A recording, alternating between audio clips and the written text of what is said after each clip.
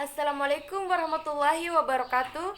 Perkenalkan, nama saya Novina Fianti, mahasiswi Institut Agama Islam Negeri Parepare, Fakultas Ekonomi dan Bisnis Islam, Prodi Manajemen Keuangan Syariah. Baik, di sini saya akan memaparkan materi saya mengenai manajemen. Yang pertama adalah pengertian manajemen. Manajemen adalah seni dan ilmu perencanaan, pengorganisasian, penyusunan, pengarahan, dan pengawasan sumber daya manusia untuk mencapai tujuan yang telah ditetapkan sebelumnya ataupun terlebih dahulu. Selanjutnya adalah manajemen juga dapat diartikan sebagai seni untuk mempengaruhi orang lain. Selanjutnya adalah pengertian manajemen secara operasional dan manajemen secara fungsional. Manajemen secara operasional adalah pengelolaan secara maksimal faktor produksi yang ada dalam suatu perusahaan seperti sumber daya manusia, bahan mentah, mesin, dan sebagainya. Yang selanjutnya adalah pengertian manajemen secara fungsional adalah aktivitas manajer media untuk mencapai tujuan yang telah ditetapkan secara maksimal. Kemudian selanjutnya adalah manfaat mempelajari manajemen. Begitu banyak manfaat dalam mempelajari manajemen, terutama ini sangat bermanfaat bagi berdirinya suatu perusahaan atau ini sangat bermanfaat bagi bertahannya suatu perusahaan.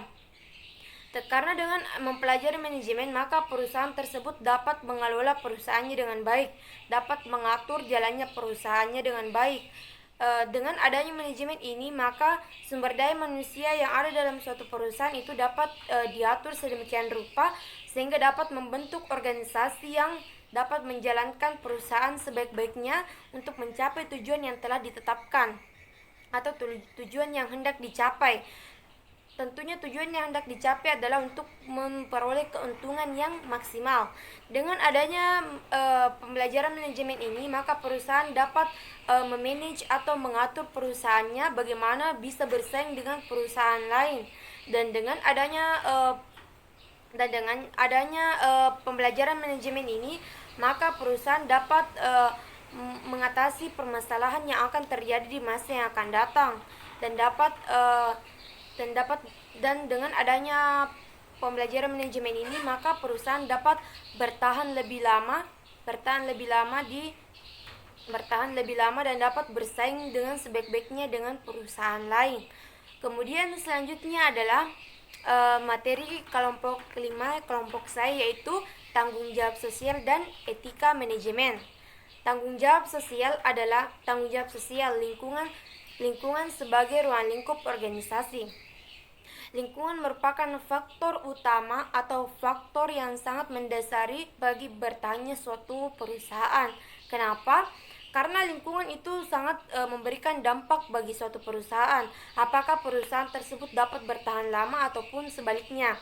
Karena kenapa? Apabila perusahaan tersebut memberikan dampak positif terhadap lingkungan sekitarnya atau lingkungan organisasi sekitarnya, maka perusahaan tersebut dapat bertahan lebih lama. Tetapi sebaliknya, apabila perusahaan tersebut malah memberikan dampak negatif terhadap lingkungannya, maka perusahaan tersebut tidak akan bertahan lama di lingkungan tersebut.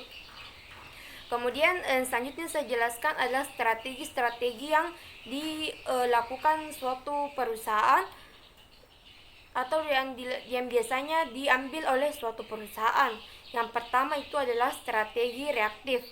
Strategi reaktif adalah strategi yang diambil suatu perusahaan di mana perusahaan tersebut tidak melakukan tanggung jawab sosial atau lari dari tanggung jawab sosialnya. Hal ini dilakukan oleh perusahaan yang tidak yang lari dari tanggung jawab dan tidak bertanggung jawab terhadap lingkungan sekitarnya. Seperti halnya perusahaan rokok. Perusahaan rokok tersebut sebenarnya berdampak negatif bagi lingkungan bagi orang yang mengonsumsinya.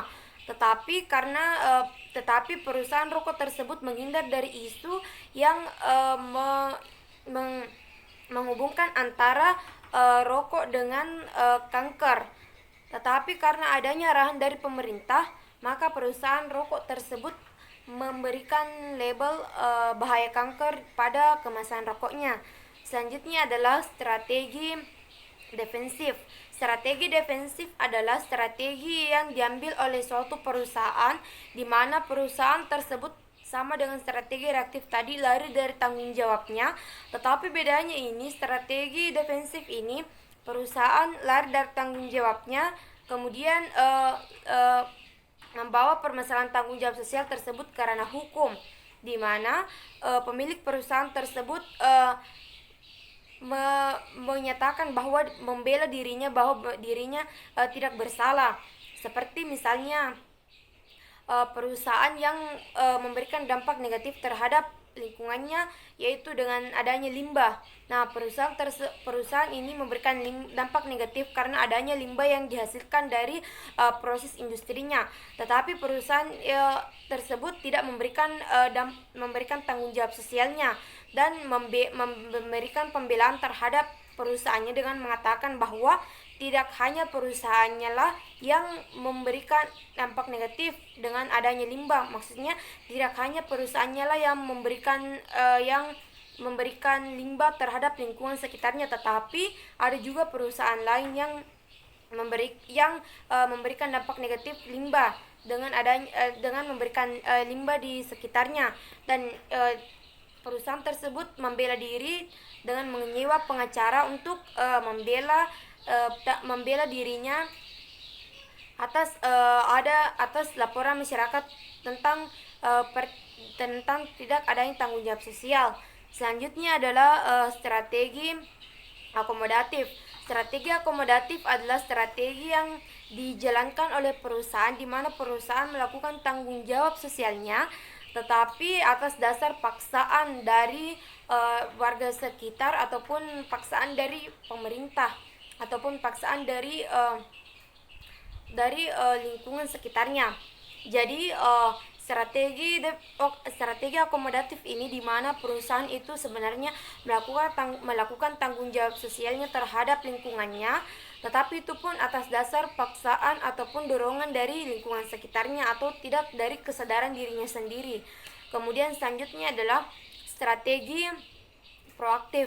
Strategi proaktif adalah strategi yang diambil oleh perusahaan yang memiliki tanggung jawab sosial yang tinggi, di mana perusahaan ini memberikan jaminan kesehatan, kemudian memberikan pelayanan yang baik, kemudian menjaga lingkungan sekitar perusahaannya agar tidak mencemari lingkungan. Nah, perusahaan dengan adanya strategi dengan adanya strategi proaktif yang diambil perusahaan ini, maka akan sangat berdampak positif terhadap masyarakat. Karena dengan adanya strategi proaktif ini, maka citra positif perusahaan tersebut akan terjaga atau perusahaan tersebut akan memiliki nama yang baik di dalam suatu lingkungan. Selanjutnya adalah manfaat tanggung jawab sosial. Manfaat tanggung jawab sosial yang pertama itu sangat bermanfaat bagi perusahaan itu sendiri. Kenapa saya mengatakan sangat bermanfaat bagi perusahaan itu sendiri? Karena dengan adanya tanggung jawab sosial ini, maka perusahaan tersebut akan bertahan lama di lingkungannya, akan bertahan lama di lingkungan tempat organisasinya. Karena dengan adanya citra positif dari masyarakat, maka perusahaan tersebut akan menjalankan organisasinya, akan menjalankan roda perusahaannya itu dengan sebaik-baiknya, dengan berjalan lancar, karena perusahaan ini tidak hanya memberikan dampak positif terhadap masyarakat, tetapi juga dapat memberikan kesan yang baik atau kesan yang dapat diterima oleh masyarakat. Selanjutnya adalah manfaat tanggung jawab sosial terhadap masyarakat. Manfaat tanggung jawab sosial terhadap masyarakat itu sangatlah banyak, di mana masyarakat dengan adanya perusahaan tersebut, maka masyarakat akan mendapatkan lowongan pekerjaan. Kemudian hubungan antara perusahaan dan lingkungan sekitarnya ataupun masyarakat itu tidak dikenal hanya sebatas hubungan antara produsen dengan konsumen, tetapi dapat juga melakukan kerjasama yang saling menguntungkan. Kemudian selanjutnya adalah manfaat tanggung jawab sosial terhadap pemerintah.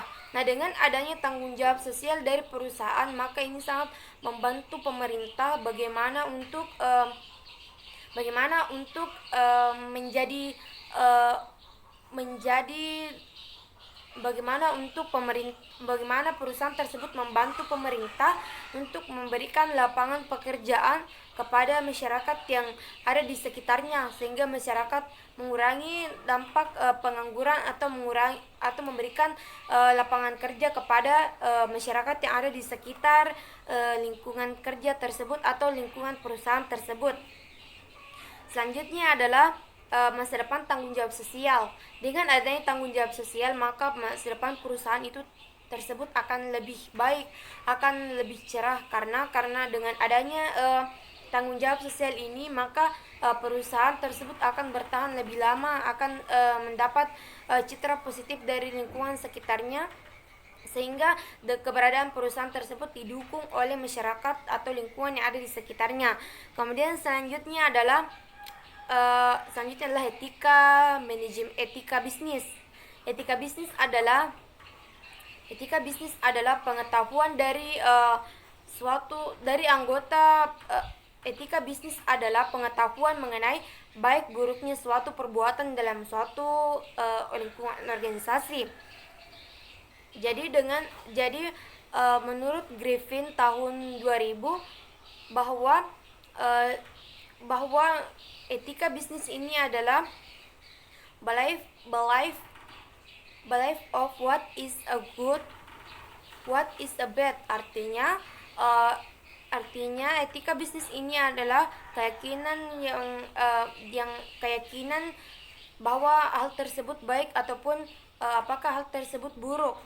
Jadi etika bisnis ini adalah suatu pengarahan baik dan buruknya kegiatan yang dilakukan dalam suatu perusahaan atau salah dan benarnya kegiatan yang dilakukan suatu perusahaan. Jadi etika bisnis ini adalah suatu pembelajaran baik dan buruk ataupun bagus dan tidaknya sesuatu yang dilakukan dalam suatu perusahaan. Kemudian selanjutnya adalah bagaimana cara menjalankan etika bisnis ini, atau bagaimana agar etika bisnis ini berjalan dengan baik dalam suatu masyarakat, dalam suatu perusahaan maksudnya. Yang pertama itu adalah perlu adanya pelatihan etika. Jadi perlu adanya pelatihan etika yang dilakukan oleh perusahaan terhadap karyawannya atau terhadap anggota organisasinya. Bahwasanya etika ini sangatlah penting diterapkan dalam suatu organisasi perusahaan.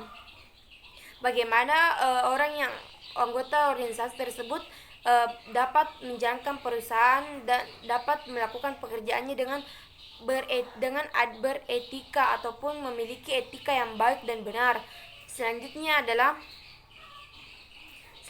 advokasi etika. Advokasi etika artinya adalah pengawasan terhadap jalannya etika dalam suatu perusahaan, di mana apabila terjadi pelanggaran ataupun ketidaksesuaian etika yang dilakukan oleh karyawan atau anggota organisasi, maka dapat diberikan sanksi dengan adanya pengawasan atau orang yang ditunjuk perusahaan untuk mengawasi jalannya etika. Selanjutnya adalah menetapkan kode etik perusahaan. Kode etik artinya adalah menetapkan kode etik yang diikuti oleh anggota organisasi yang ada dalam perusahaan. Dan yang terakhir adalah keterlibatan publik dalam etika manajemen bisnis. Keterlibatan publik ini diartikan bahwasanya apabila terdapat kesalahan ataupun terdapat pelanggaran yang terjadi dalam suatu perusahaan, maka anggota dalam suatu perusahaan tersebut bisa melaporkan kesalahan atau pelanggaran etika tersebut kepada media massa ataupun swadaya pemerintahan. Jadi mungkin itu saja yang dapat saya jelaskan mengenai manajemen. Lebih dan kurangnya mohon dimaafkan. Wabillahi taufiq wal hidayah. Wassalamualaikum warahmatullahi wabarakatuh.